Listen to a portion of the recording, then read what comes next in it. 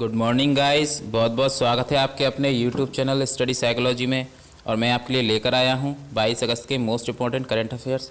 तो दोस्तों, इस क्लास में हम daily to daily current affairs को डिस्कस करते हैं और हमारे जितने भी इनसे जुड़े हुए फैक्चुअल क्वेश्चन बनते हैं उन्हें भी हम साथ के साथ आपको बताते हैं और आपको स्टैटिक जीके भी इससे रिलेटेड प्रोवाइड कराते हैं। तो आपको एक ही वीडियो में काफ़ी सारा कुछ सीखने को मिलेगा जो आपके एग्ज़ाम के पॉइंट ऑफ व्यू से काफ़ी हेल्पफुल रहेगा। तो आइए शुरुआत करते हैं पहले क्वेश्चन से। हमारा पहला क्वेश्चन है, विशेष सुविधा लोन अगेंस्ट सिक्योरिटीज़ किस बैंक ने शुरू की है? तो दोस्तों, इस क्वेश्चन का आंसर है ऑप्शन सी, यानी यस बैंक ने। दोस्तों, बेसिकली है क्या ये? लोन अगेंस्ट सिक्योरिटीज़ से मतलब है कोई भी ग्राहक या कोई भी कस्टमर जिस पर अपनी सिक्योरिटीज़ हैं, जैसे कि फ़िक्स डिपॉजिट है और हमारा पॉलिसीज़ हैं, उनको बेच ना कर बल्कि उनको गिरवी रख कर उनसे क्या कर सकता है? लोन प्राप्त कर सकता है, यानी बेचने की ज़रूरत नहीं पड़ेगी। तो इसके बाद बात करते हैं यस बैंक से। यस बैंक की दोस्तों जो स्थापना हुई थी वो 2004 में हुई थी। इसका हेडक्वार्टर मिलेगा आपको मुंबई में और इसके सीईओ हैं प्रेजेंट में प्रशांत कुमार। और दोस्तों, इसकी टैगलाइन है एक्सपीरियंस आवर एक्सपर्टीज़। कई बार आ चुकी है पेपर में, याद रखना है। जितने भी हमारे करंट की बैंक हैं जो न्यूज़ में चल रही हैं उनकी टैगलाइन याद करना ज़रूरी है। उसके बाद बात करते हैं नेक्स्ट क्वेश्चन की। राष्ट्रकवि माधव प्रसाद घिमरे का निधन हो गया है, वह किस देश से संबंधित हैं? तो जो राष्ट्रकवि हैं माधव प्रसाद घिमरे वो नेपाल से हैं, ऑप्शन सी है इसका आंसर। तो दोस्तों, अब नेपाल की बात करते हैं। तो नेपाल की राजधानी है काठमांडू, यहाँ के पीएम हैं केपी शर्मा ओली और यहाँ की प्रेसिडेंट हैं विद्या देवी भंडारी। दोस्तों, नेपाल की जो करेंसी है वो है नेपाली रुपया और इसकी जो एक्सरसाइज होती है, यानी भारत और नेपाल के बीच की जो डिफेंस एक्सरसाइज है उसका नाम है सूर्यकिरण। हमारे जितने भी कंट्रीज़ हैं, हमारा भारत जितने भी कंट्रीज के साथ एक्सरसाइज करता है, मिलिट्री एक्सरसाइज, वो सब आपको याद रखनी है। मैं साथ ही साथ आपको बताता जाऊंगा। तो इसकी एक्सरसाइज क्या है? सूर्यकिरण। इसके बाद हम बात करते हैं नेक्स्ट क्वेश्चन की। कोविड-19 से सेवाओं के लिए तकनीकी समिति का गठन किस राज्य ने किया है? तो दोस्तों, कोविड-19 से लड़ने के लिए, सेवाओं के लिए तकनीकी समिति का जो गठन है वो हमारा ऑप्शन बी उड़ीसा राज्य ने किया है। इसमें क्या होगा दोस्तों? बेसिकली जो हमारी उड़ीसा गवर्नमेंट है उसके अंडर में जितने भी गवर्नमेंट कॉलेज हैं, गवर्नमेंट मेडिकल कॉलेज, वहाँ से उनके जो सीनियर स्टाफ है, सीनियर ऑफिसर, उनको वहाँ से उठा के एक कमेटी बनाई जाएगी, एक समिति बनाई जाएगी और उनके द्वारा कोविड-19 को प्रसार को रोकने के लिए महत्वपूर्ण कार्य किए जाएंगे। इस बात को याद रखना है।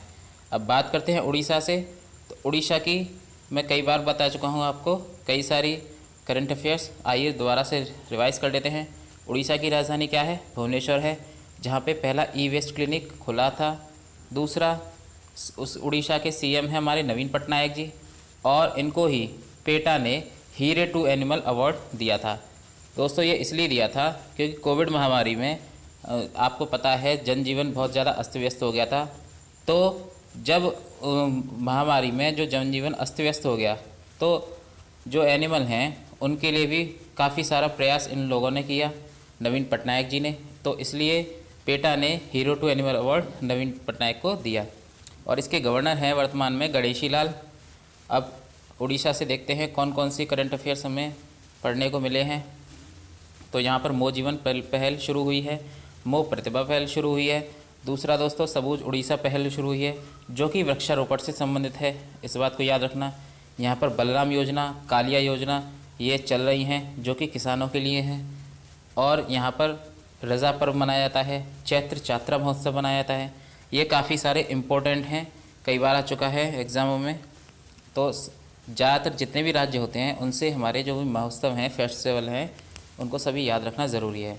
और यहाँ पर सितकोसिया टाइगर रिजर्व है, सिमलीपाल नेशनल पार्क है और गहिरमठ वाइल्ड लाइफ सेंचुरी है। इतनी बातें आपको याद रखनी है। तो दोस्तों, अगर आपको वीडियो पसंद आ रही है तो इसे ज़्यादा से ज़्यादा अभी लाइक कर दीजिए और जो भी इस एस्पिरेंट्स इस चैनल पर पहली बार आए हैं तो इसे सब्सक्राइब ज़रूर कीजिए और सब्सक्राइब करके बेल आइकन को प्रेस करना ज़रूरी है, क्योंकि बेल आइकन प्रेस करने से आपको time to time, daily to daily notification मिलता रहेगा। तो आइए शुरू करते हैं नेक्स्ट क्वेश्चन से। मुथूट फाइनेंस में कोविड-19 कवर देने के लिए किसके साथ समझौता किया है? तो दोस्तों, मुथूट फाइनेंस ने कोविड-19 कवर देने के लिए कोटक महिंद्रा जनरल इंश्योरेंस के साथ समझौता किया है।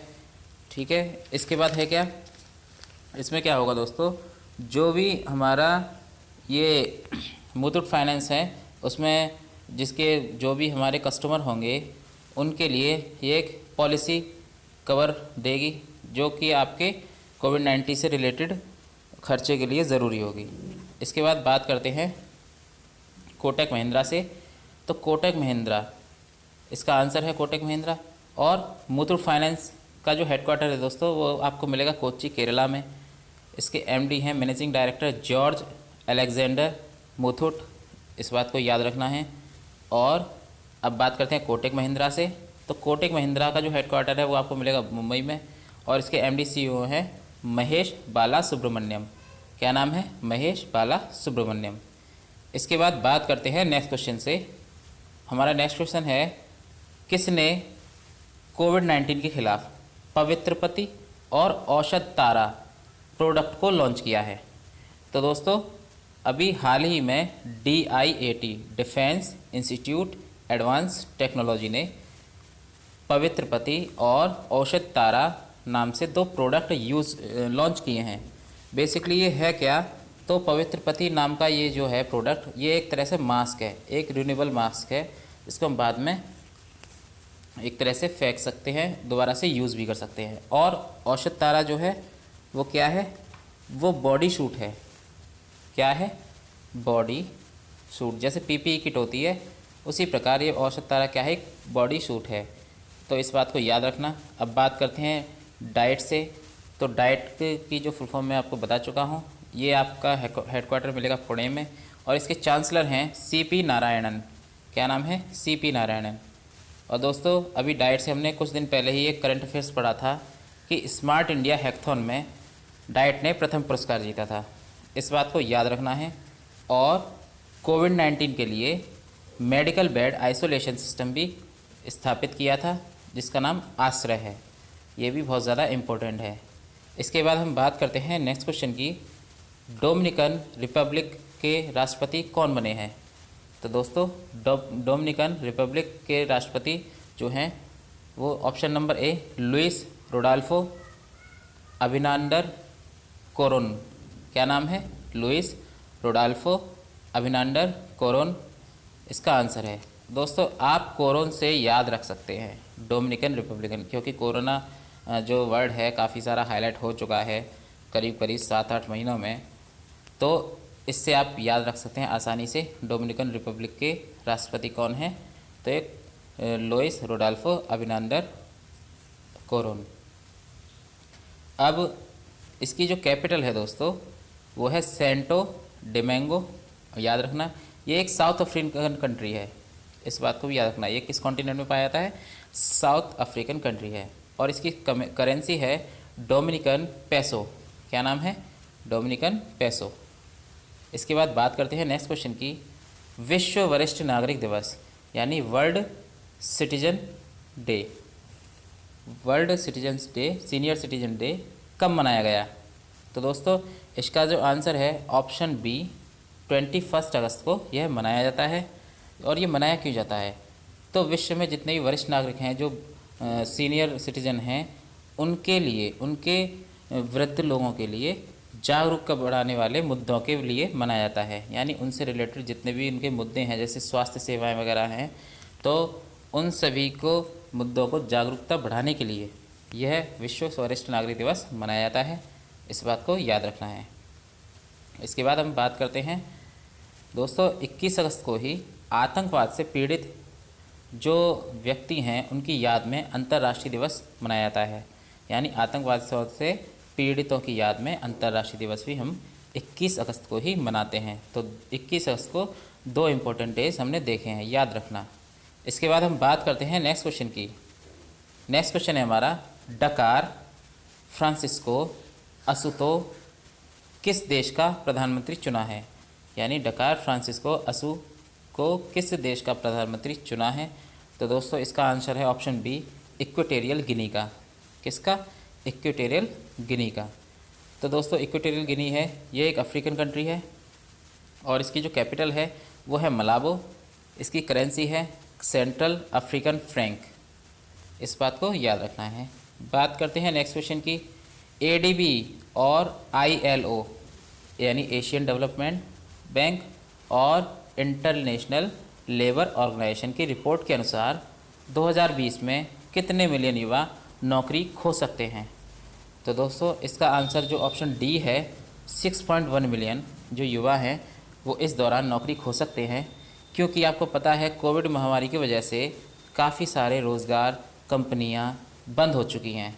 तो इस महामारी की वजह से लगभग 6.1 मिलियन युवा जो है नौकरी खो सकते हैं।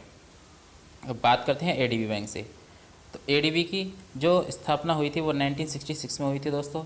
इसका हेडक्वार्टर मिलेगा आपको मनीला, फिलीपींस की राजधानी है मनीला में, और इसके प्रेसिडेंट हैं मुत्सुको असाकावा। याद रखना, मुत्सुको असाकावा। अब बात करते हैं आईएलओ से। तो आईएलओ का जो हेडक्वार्टर है वो आपको मिलेगा जेनेवा में, और इसकी जो स्थापना हुई थी वो 1919 में हुई थी, और इसके प्रेसिडेंट हैं गाय राइडर। क्या नाम है? गाय राइडर। अब बात करते हैं नेक्स्ट क्वेश्चन से। हमारा नेक्स्ट क्वेश्चन है, हाल ही में एनआरए के स्कोर कार्ड के आधार पर नौकरी देने की घोषणा किस राज्य ने की है? तो दोस्तों जैसा कि आपको पता है अभी 2-3 दिनों से 2 वर्ड ज़रूर चल रहे हैं न्यूज़ में, एक एनआरए और एक सीईटी। एनआरए और सीईटी। एनआरए का मतलब क्या है? नेशनल रिक्रूटमेंट एजेंसी, यानी एक देश और एक ही एजेंसी एक नौकरी के लिए एग्ज़ाम कराएगी। ये एनआरए की फुल फॉर्म है, नेशनल रिक्रूटमेंट एजेंसी। और सीईटी का मतलब कॉमन एलिजिबिलिटी टेस्ट। जैसा कि आपने देखा है कि जैसे यूपी टेट वगैरह होता है, उसी टाइप से ये इस तरह का ही एग्ज़ाम है सीईटी। इसमें क्या होगा बेसिकली, अभी फ़िलहाल एसएससी, रेलवे और आईबीपीएस, एसएससी, रेलवे और आईबीपीएस, इन तीनों संस्थाओं को शामिल किया है, क्योंकि ये देश की सबसे बड़ी संस्थाएं हैं जो सबसे ज़्यादा नौकरियां या रोज़गार उपलब्ध कराती हैं। तो इनके लिए फ़िलहाल कॉमन एलिजिबिलिटी टेस्ट होगा सीईटी, और उसी के बेस पर बार बार एग्ज़ाम देने की ज़रूरत नहीं पड़ेगी। हमने मान लो एक एग्ज़ाम दिया और एक एग्ज़ाम देने के बाद हम किसी भी जो संस्था है, एसएससी है या आईपीएस है या आरआरबी है, रेलवे रिक्रूटमेंट बोर्ड, उन किसी में भी वैकेंसियाँ आई तो हम एक ही टेस्ट के माध्यम से उनमें अपनी नौकरी पक्की कर सकते हैं। और लेकिन ये केवल प्री के लिए होगा। मेंस उनकी अथॉरिटी है, जो भी संस्था है वो कौन सा मेंस किस टाइप से ले, लेकिन प्री के लिए कॉमन है एक तरह से। और ये 1 साल में 2 बार होगा, यानी इस तरह का एग्ज़ाम 2 बार होगा, और ये 3 बेसिस पर होगा, एक 10th बेसिस पर, एक 12th बेसिस पर और एक ग्रेजुएशन बेसिस पर। तो इस बात को याद रखना, ठीक है दोस्तों। ये काफ़ी ज़्यादा इम्पोर्टेंट है, बस आपको नॉलेज रखनी है। तो इस क्वेश्चन का जो आंसर है हमारा, वो है हमारा एमपी यानी मध्य प्रदेश। तो दोस्तों एमपी ने एनआरए के स्कोर कार्ड के आधार पर नौकरी देने की घोषणा की है। वैसे तो मैं एमपी से कई बार आपको बहुत सारे करंट अफेयर्स बता चुका हूँ, लेकिन आज भी मैं लेकर आया हूँ संकल्प योजना, उमरिया ज़िले में स्टार्ट हुई है। ये बेसिकली दोस्तों वृद्ध लोगों के लिए है, याद रखना, वृद्ध लोगों के लिए। दूसरा, मुख्यमंत्री जन कल्याण संबल योजना जो है वो, यह योजना जो है वो मुख्यमंत्री शिवराज सिंह चौहान जी ने दोबारा प्रधानमंत्री बनने के बाद शुरू की है, तो इस बात को याद रखना है। दूसरा, प्रवासी श्रम आयोग की स्थापना भी यही हुई है। दीदी वाहन योजना जो है झाबुआ ज़िले में चली है, जो कि प्रेग्नेंट लेडीज़ के लिए है। और corona watch application, kill corona अभियान, ये सारा कहाँ है? हमारा मध्य प्रदेश में ही लॉन्च हुआ है। इसके बाद हम बात करते हैं नेक्स्ट क्वेश्चन की। फर्टिलाइज़र एसोसिएशन ऑफ इंडिया का नया अध्यक्ष किसे नियुक्त किया गया है? तो फर्टिलाइज़र एसोसिएशन ऑफ इंडिया का जो नया अध्यक्ष है दोस्तों, ऑप्शन बी, किशोर रोंगटा को नियुक्त किया गया है। आपको याद रखना है, क्या नाम है? किशोर रोंगटा। इसके बाद हम बात करते हैं नेक्स्ट क्वेश्चन की। कोविड-19 से जुड़ा कोरोना फाइटर्स गेम किस केंद्रीय मंत्री ने लॉन्च किया है?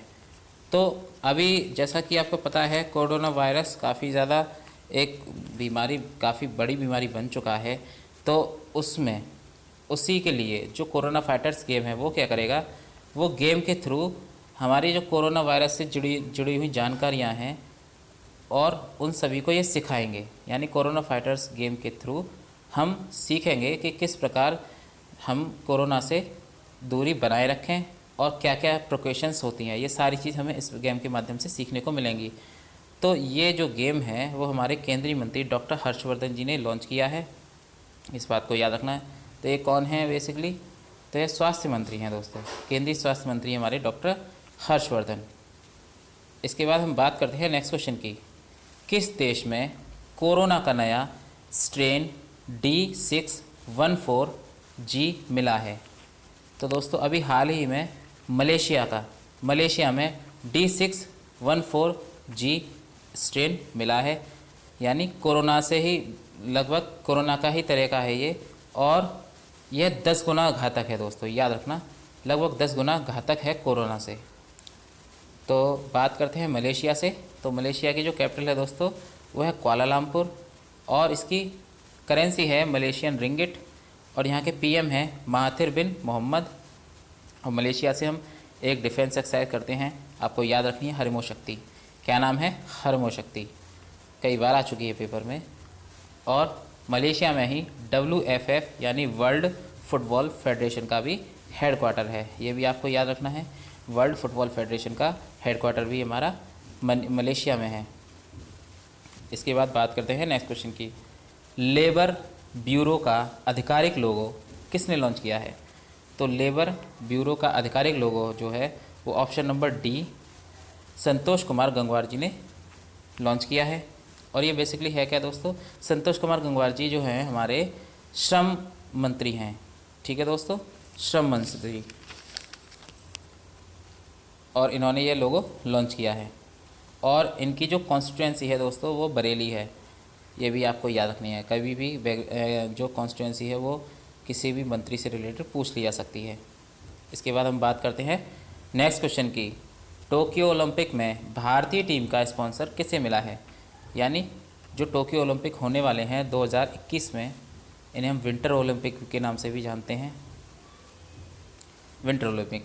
तो इसमें भारतीय टीम का जो स्पॉन्सर है वो है INOX ग्रुप। क्या नाम है, INOX ग्रुप। तो इस बात को आपको याद रखना है। और मैंने कल ही वीडियो में बताया था कि ड्रीम 11 का जो लोगो है वो IPL की जो टीम है उनको मिला है, जो UAE में होने वाला है। तो दोस्तों INOX ग्रुप को आपको याद रखना है। इसके बाद बात करते हैं नेक्स्ट क्वेश्चन की, स्वच्छ सर्वेक्षण 2020 में सबसे स्वच्छ राज्य कौन सा है। तो दोस्तों स्वच्छ सर्वेक्षण 2020 में सबसे स्वच्छ राज्य का जो खिताब है वो छत्तीसगढ़ को मिला है, याद रखना। मैंने आपको बताया था कल ही कि इंदौर जो शहर है, इंदौर कहाँ का है, मध्य प्रदेश का, ये लगभग ये चौथी बार स्वच्छ सर्वेक्षण में टॉप पर रहा है।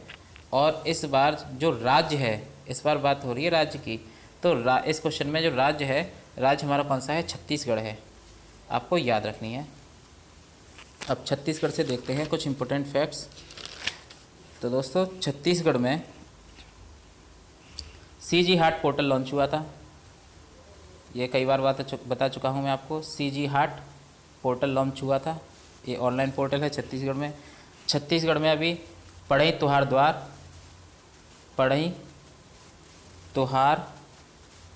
द्वार एप्लीकेशन लॉन्च हुआ था। और इसी से रिलेटेड मैंने कल परसों ही आपको बताया था, पढ़ई तुहार पारा योजना भी छत्तीसगढ़ में लॉन्च हुई थी। दूसरा, छत्तीसगढ़ पुलिस ने स्पंदन अभियान चला रखा है, ये किस लिए है दोस्तों, तो ये हमारे जो पुलिसकर्मी हैं छत्तीसगढ़ के, उनको डिप्रेशन से बचाने के लिए है। और ई लोक अदालत का भी आयोजन छत्तीसगढ़ में ही हुआ था। इसके बाद गोधन न्याय योजना भी हमें छत्तीसगढ़ में देखने को मिली है, यानी गोधन न्याय योजना भी छत्तीसगढ़ में लागू हुई थी, इस बात को याद रखना है। तो इतने सारे करंट अफेयर्स हमने आज डिस्कस किए हैं दोस्तों। अगर आपको हमारी मेहनत, हमारी वीडियो पसंद आ रही हो तो प्लीज़ इस वीडियो को लाइक ज़रूर करिए और अपने एक स्टडी ग्रुप में अपने दोस्तों के साथ शेयर ज़रूर किया कीजिए। और दोस्तों इस वीडियो से रिलेटेड आपको जो भी क्वेश्चन या किसी तरह का डाउट होता है वो आप कमेंट सेक्शन में जाकर पूछ सकते हैं। और इसके बाद अगर आपको वीडियो अच्छी लगती है तो कमेंट करके हमें बताइए कि हमारी वीडियो कैसी है, क्या पता हमारी मेहनत अच्छी लग रही है या नहीं। तो आज के लिए इतना ही। Thank you.